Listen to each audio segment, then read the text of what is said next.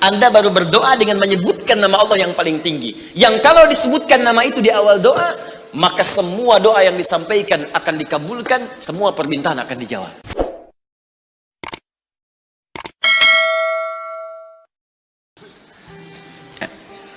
Inilah rahasia.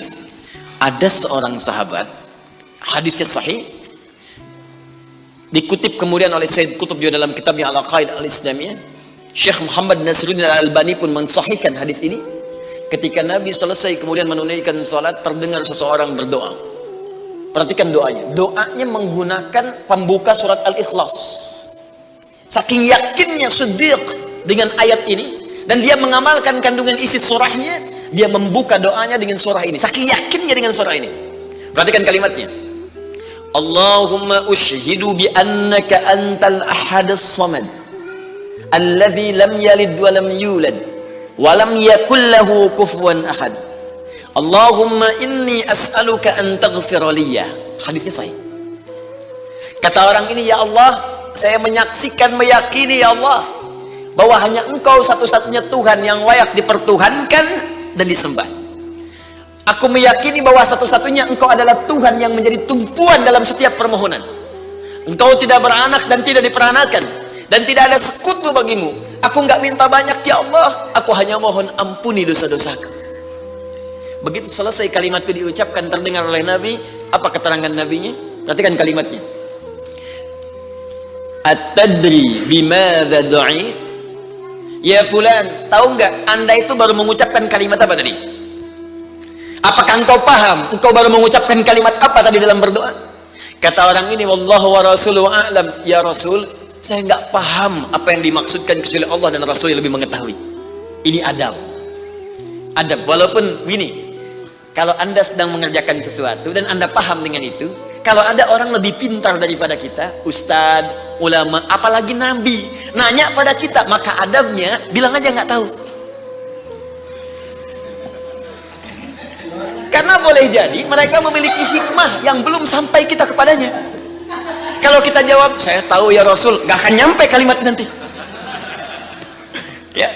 Jadi kalau Anda sedang mengerjakan sesuatu, zikir misalnya, la ilaha illa anta subhanaka inni kuntu minadh dhalimin. Tanya ustaz, datang ustaz, masya Allah pak, zikirnya bagus banget. Tahu nggak maksudnya? Tahu, lewat tuh ustaz udah. Bilang aja belum ustaz, Allah Rasulullah alam. Oh begitu. Kalau belum kenapa dibaca? Ya, saya pernah dengar saja, maka diterangkan. Begini maksudnya Pak, begini, Anda dapat ilmu baru. Makanya sahabat seringkali kalau ditanya Rasulullah, bilangnya Allah Rasulullah alam, Allah Rasulullah alam, supaya dapat ilmu baru. Itu diantara rumus di ilmu hadis. Ini kadang-kadang orang kita sekarang sahabat bukan, tabiin bukan, tanya tahu semua. Bahkan saat ditanya, buka Google dulu. Ya udah, ngapain ada ustaz? Allah wa Rasulullah alam. Maka apa jawab Nabi? Laqad da'uta bi asma'illahil a'zam. Di riwayat lain bismillahil a'zam. Idza du'iya biha ajab wa idza su'ila biha a'ta. Tahukah Anda?